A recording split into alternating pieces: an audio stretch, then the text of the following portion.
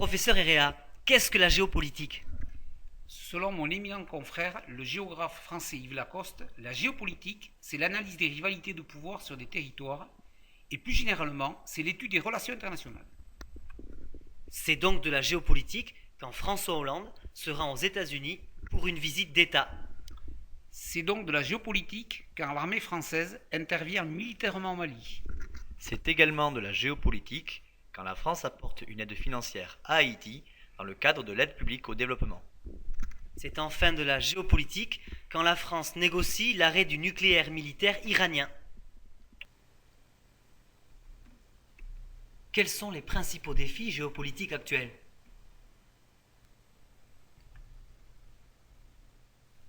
Le terrorisme.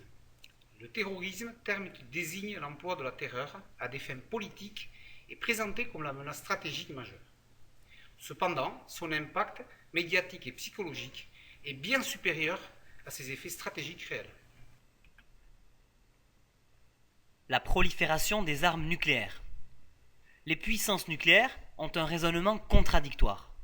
Elles estiment que leur sécurité est assurée par la dissuasion, c'est-à-dire la stratégie qui consiste à brandir l'arme nucléaire en cas de menace grave afin de ne pas avoir à l'utiliser, mais que l'augmentation du nombre d'États la possédant accroît le danger d'une guerre atomique. Elles ont donc pris des mesures pour en empêcher la prolifération.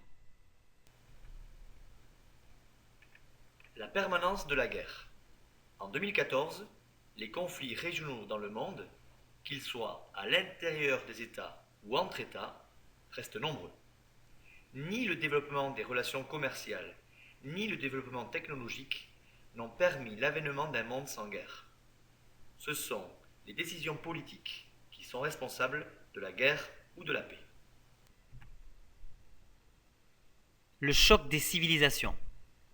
Selon cette théorie, fondée par le chercheur états-unien Samuel Huntington, la guerre la plus probable opposera deux civilisations, espace ayant une unité culturelle et un sentiment d'appartenance commun, la civilisation occidentale et la civilisation musulmane. L'islamisme. À la différence de l'islam qui est une religion, l'islamisme est une idéologie politique visant à l'instauration d'un État où l'islam est la base du fonctionnement des institutions, de l'économie et de la société. Quel est le cadre global dans lequel s'exercent les relations internationales? En 1945, les vainqueurs de la guerre s'accordent sur la nécessité de créer une nouvelle organisation chargée de préserver la paix entre les États du monde. La charte dite des Nations Unies est signée lors de la conférence de San Francisco, organisée en juin 1945. Cela débouche sur la création de l'ONU, Organisation des Nations Unies.